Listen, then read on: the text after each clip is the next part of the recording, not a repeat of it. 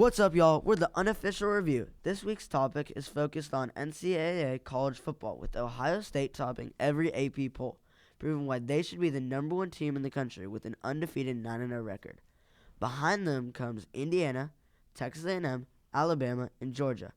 Although both A&M and Indiana boast an undefeated record, Indiana made a scrappy victory out of what should have been an easy victory against the unranked Penn State Nittany Lions, while the Aggies traveled to top 25 team Missouri and posed a constant threat offensively and defensively in a big blowout win.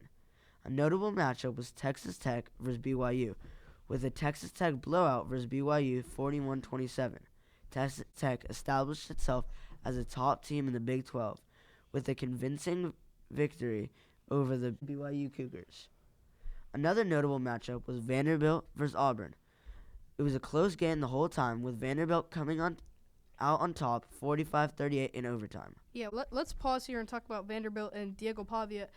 Diego Pavia having a breakout season. He's made the Heisman list. Vanderbilt last year were 2-10. What a turnaround from the Vanderbilt Commodores. And following Vandy's loss to the Texas Longhorns, who were previously unranked and had just had two scrappy wins, both in overtime against Kentucky and Mississippi State, two of the worst teams in the SEC. And I think this was Arch Manning's payback game. I think he was telling Diego Pavia, I should be on the Heisman list too. And I think that's what caused Vanderbilt's struggle against Auburn.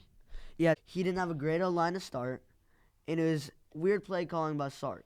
They finally have found their rhythm, and I think next season could be his season. I very much agree.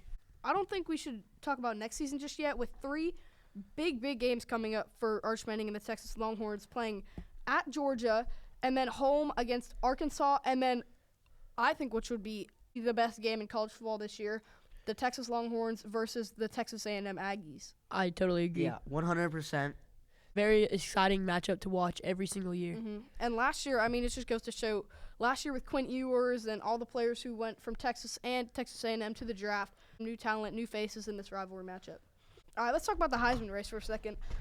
Following up on Diego Pavia and Arch Manning, it's been a fun one to follow with a lot of movement up and down the list. Topping the list is Indiana quarterback Fernando Mendoza from Indiana, now the favorite to win after a strong performance against Penn State.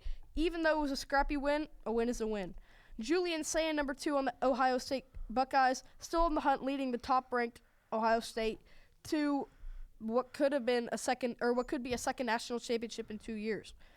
Marcel Reed comes in third on the list with the A&M quarterback. He's leading them to make the playoffs for the first time since 2012. Ty Simpson, Alabama, and fifth, Diego Pavia for Vanderbilt, surprise candidate from Vandy. His impressive stats put him on that list. The SEC's mid-identity crisis. The Ole Miss and Lane Kiffin. The Lane train has been derailed recently, and they are definitely on fraud watch. What's going on with the Rebels? We do not know.